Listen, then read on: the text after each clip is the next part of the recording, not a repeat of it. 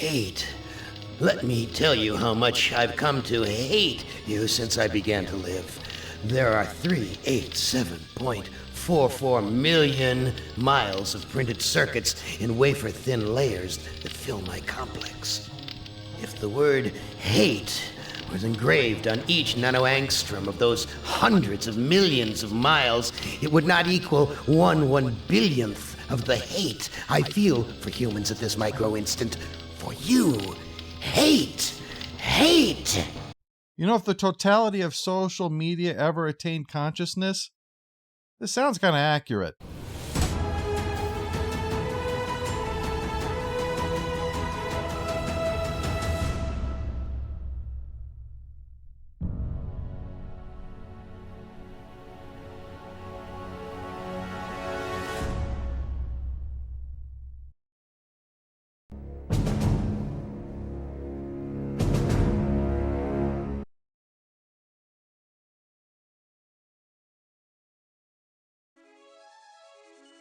I Have No Mouth and I Must Scream, the game, is based on a classic science fiction short story by Harlan Ellison of the same name.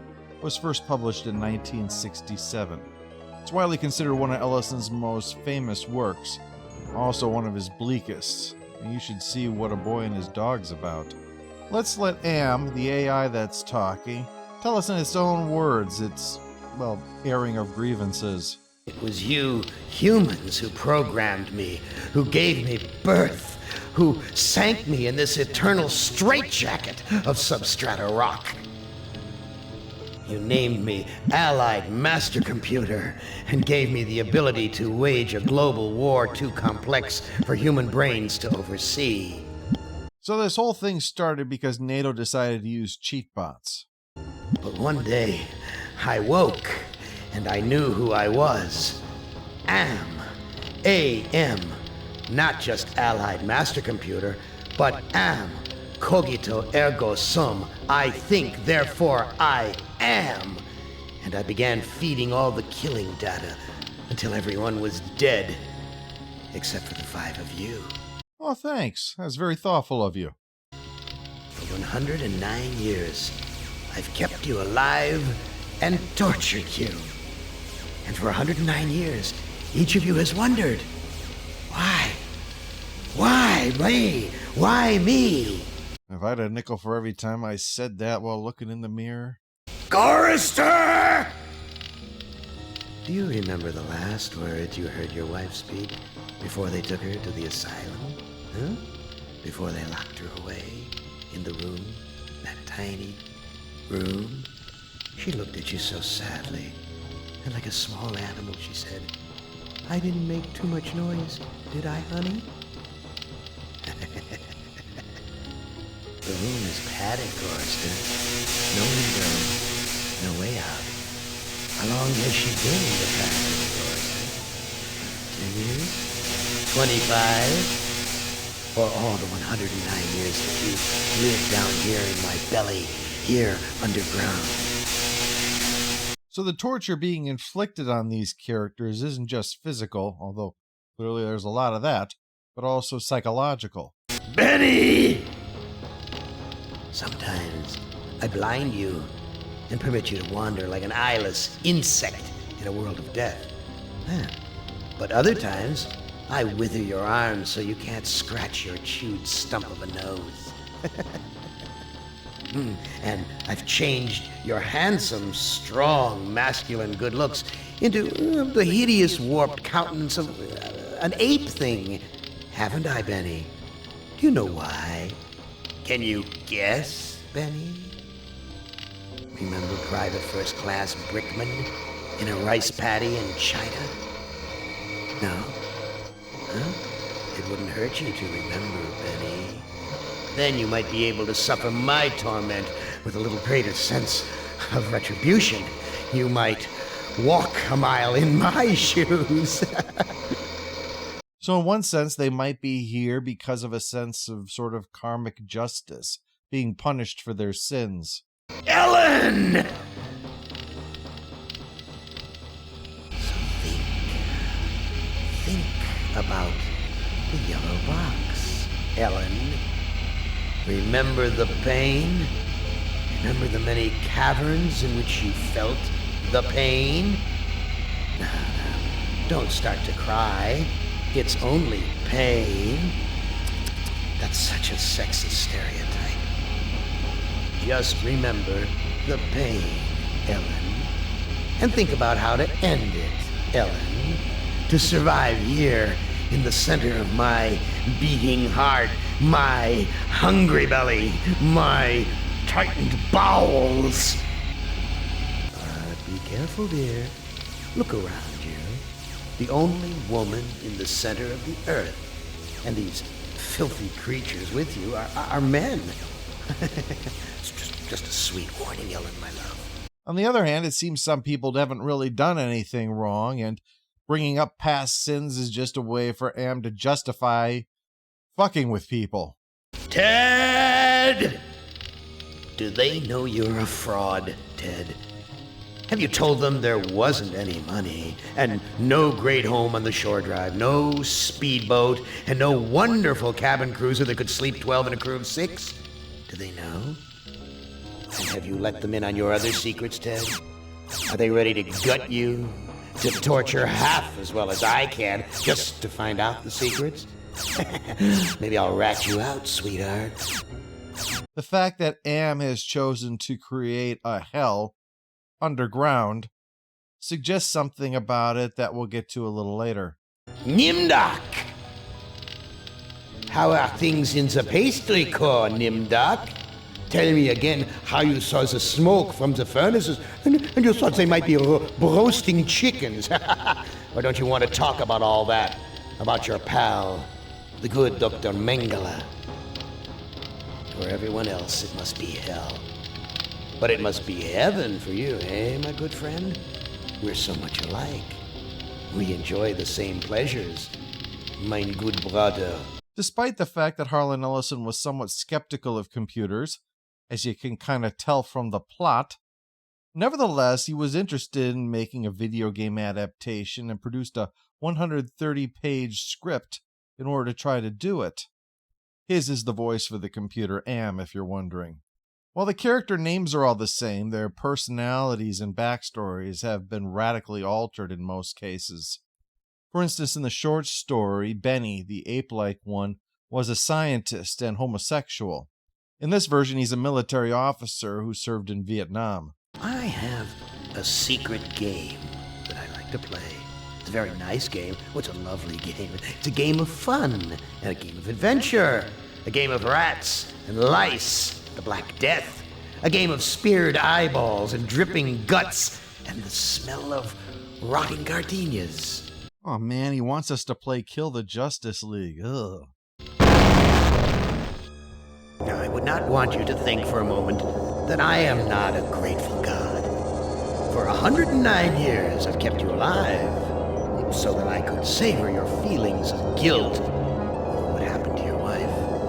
But now, to show my kindness, I'll give you a present in return for all the hours of pleasure you've given me. I'll finally allow you to kill yourself. What hellhole did that godless machine put me in this time? Looks like some kind of ship, but the floor's too steady. Probably wants me to jump overboard. And into what? A sea of razor blades? Painful, but not deadly. This game came out in 1995 and is a point-and-click adventure game. Indiana Jones and the Last Crusade, Indiana Jones and the Fate of Atlantis are two that immediately leap to my mind. It says, I'm a friend. Trust is essential. Never do what Am expects and always expect more than what seems possible. Am is playing a dangerous game here. And not just dangerous to you, but dangerous to himself as well. Hey, it disappeared. What kind of game is Am playing this time? But that's really just a drop in the bucket. Sierra and Lucasfilm put out lots of these, with the former being more notorious about making games that were really, really unforgiving. As you can imagine, I Have No Mouth and I Must Scream kind of falls into that category. I've never seen anything like this in all the years Am's toyed with us. Yeah, see, anything that makes that kind of an electrical sound, that's not going to be good for you.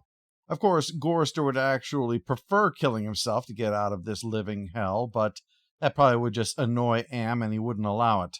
Oh yeah, they're referring to Am with masculine pronouns, so I'll do the same for that reason, even though it's just a computer. This hole in my chest aches like a son of a bitch. So while we let Gorister wander around this ship, let's take a little bit of time to delve into the subject matter. But we're going to start in a rather strange place. We're going to start with the human being. The thing to note about humans is that we are the end result of a winning strategy in a brutal kill-or-be-killed world. It's unpleasant, but that's nevertheless the truth of it. Our instinctual responses are what allowed our ancestors to succeed and is the reason why we're here today. To take a point that Gorister here can especially appreciate, pain. Pain is awful.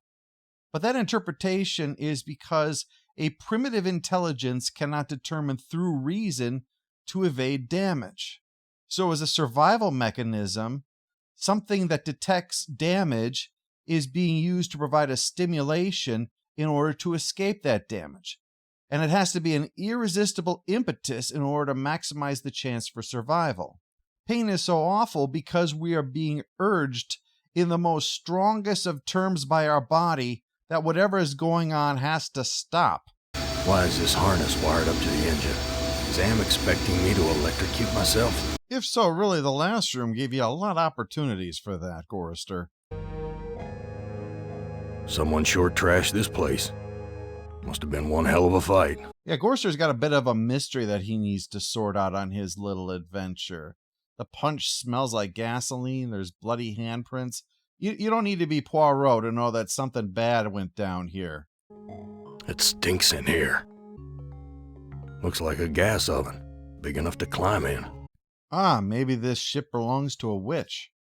But to continue where I left off, pain isn't the only instinct that we're programmed with. There's to procreate, or to eliminate a threat when an opportunity presents itself, or to bond with others because mutual survival strategy is a winning formula for our kind. Here's a recipe for the milk of human kindness. Take the willingness to forgive and the will to be forceful. Mix the blood of innocence and the anger of the wronged. What kind of crap is this? To put it simply, we're pre-programmed with sensations, stimuli, in order to get us to follow instincts that help us to survive and reproduce. These things are there to help us do our job right. Our emotions, in the end, are the result of nature red in tooth and claw. Love and lust, grief and hate, they all come down to ways for us to try to survive and thrive. My God, I'm killing those poor creatures in the cages. Here's a key. It must be for opening the cages. A fat lot of good it's going to do him now. Still, the fact that he cares about these creatures after all he's been through says a lot about human empathy. I mean, God knows he's got problems of his own here, yet he feels bad about having inflict harm upon these things to further his own ends, acquiring this key to be specific. Someone's cut this fabric before. It's stitched closed. I ripped a new hole. This is absolutely not surprising. The 90s point-and-click adventures got really weird. Of course you have to destroy part of your own airship in order to reach the bow. I mean, they just operate on a whole different kind of logic. You need to catch 3 bees and put them in a jar because you need to make a pint of honey. That heart's all wired up like some kind of weird guidance system. And with Am in control, I'm not gonna like where it's taking me. Yeah, that hole in his chest was because his heart has been taken out and retrofitted in some kind of steampunk cybernetic way to steer this ship. Like some crazy kind of Borg rig up. Anyway, now that he's got his heart, he stabs one of the sacks so that it gushes out and we safely land outside of some dive place. He took my baby away, then just about killed her, that stupid truck driver! He took my baby away! That shrill voice can only belong to that bitch Edna, my mother-in-law. She's always blamed me for Glynis being put into an insane asylum. Why not? It was my fault, wasn't it? Hey, there's no reason to beat yourself up, buddy. You don't ever take me dancing. That's what Glynis said the night we fought. Oh, God, why'd I have to hit her? I'd rather kill myself than hurt my poor Glynis. Well, or anyone else either.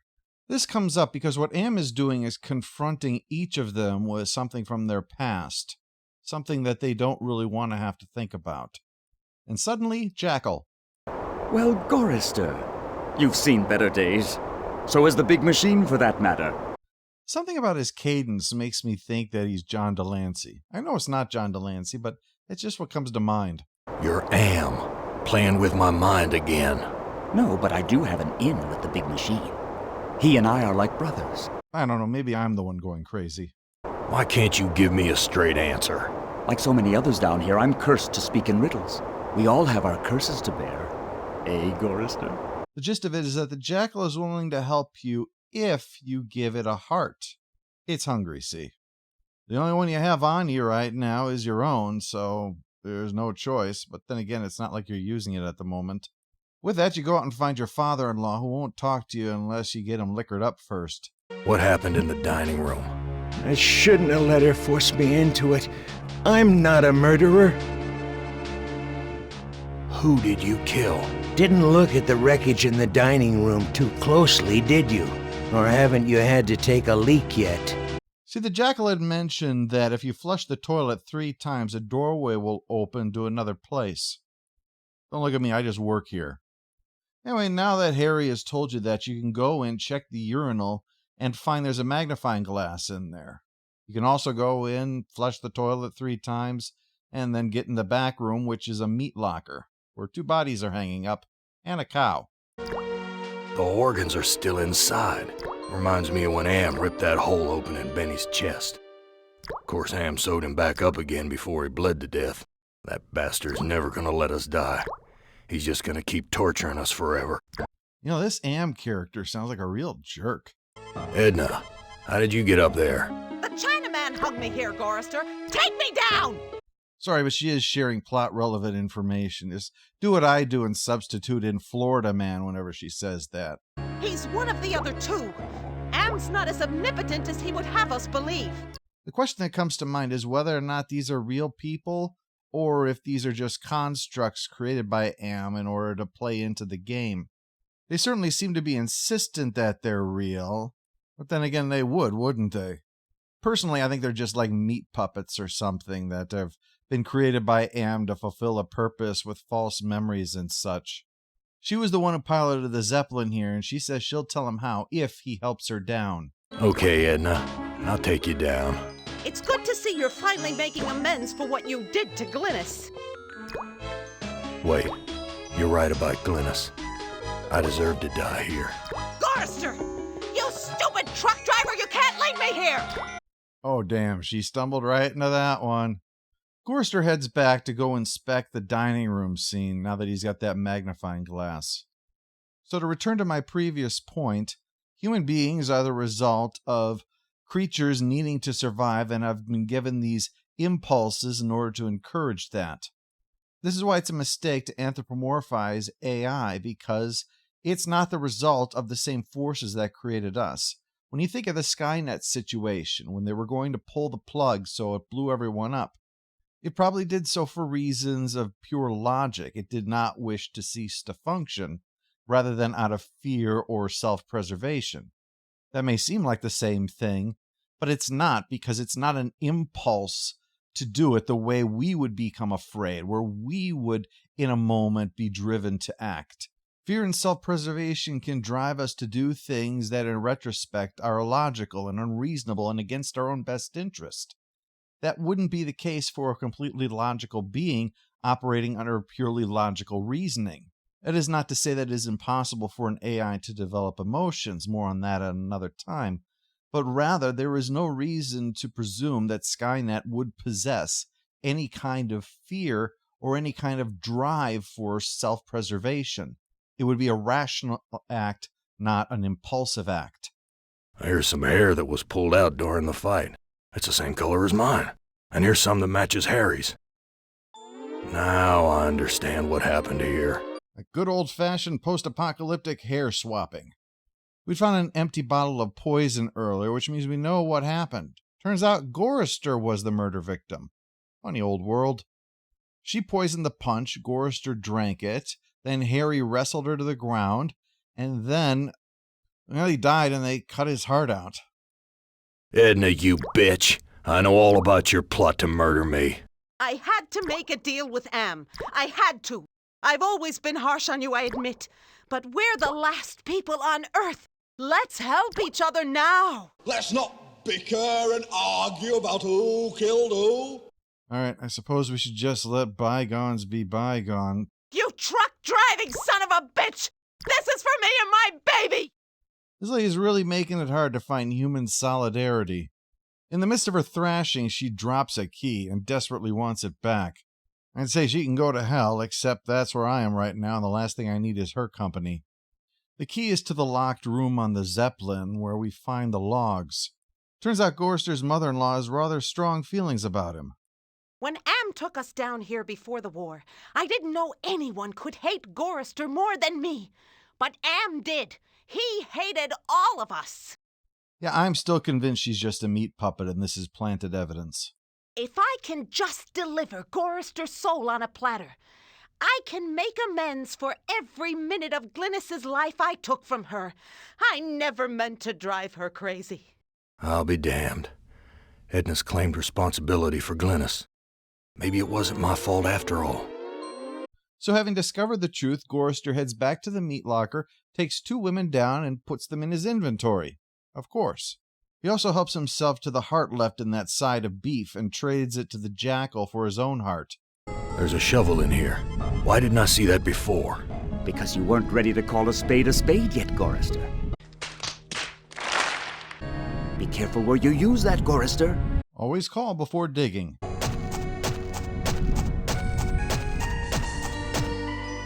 There's no way he's digging the grave for his wife deep enough that jackal's not going to get to her.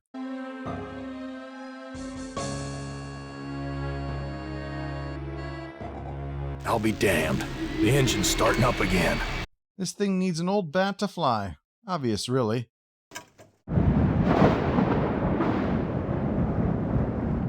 We're taking off. Which makes it rather hard to explain why when we head out on the spire, we still seem to be on the ground. Well, we gotta be close to the finish line by now. Do it, Gorister. Blow the place apart. You may never have a chance to do it again. Okay, but isn't Harry still in there?